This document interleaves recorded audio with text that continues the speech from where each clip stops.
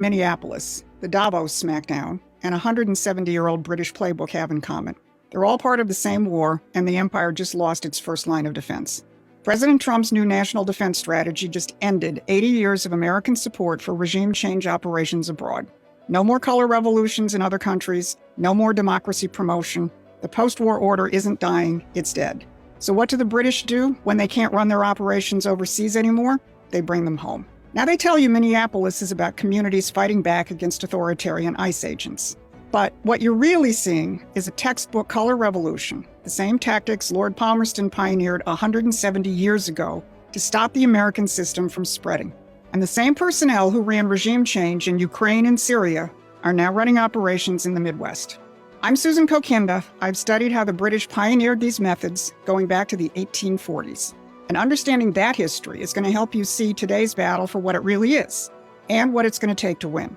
So if this is your kind of fight, hit those like, share, and subscribe buttons to stay in touch and help us grow. Today, we're going to cover three things. First, Minneapolis as a classic British destabilization operation and the USAID operative caught running it.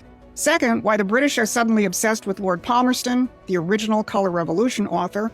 And third, the new national defense strategy as the final nail that forced them to bring the war home. While the media gaslights you about out-of-control ICE agents, Vice President J.D. Vance put his finger squarely on the truth. He said, "This level of engineered chaos is unique to Minneapolis. It is the direct consequence of far-left agitators working with local authorities." Engineered chaos, working with local authorities. Let that sink in. And here's one of those local authorities. Rachel Sayre, the EMS chief in Minneapolis, posted this attack on federal law enforcement. My background is in international humanitarian response in conflict zones. In Yemen, Haiti, Syria, Iraq, and Ukraine. What I've seen here is what I've seen there. A powerful entity violently and intentionally terrorizing people. Did you catch that? She just told you exactly who she is. Yemen, Syria, Iraq, Ukraine. Pretty much everywhere the empire has run a color revolution, she was involved. And during the Obama administration, she worked for USAID, the very institution that Donald Trump and Marco Rubio just shut down, precisely because it was a hotbed of anti-American activity, funding the NGOs that helped flood illegal immigrants into this country.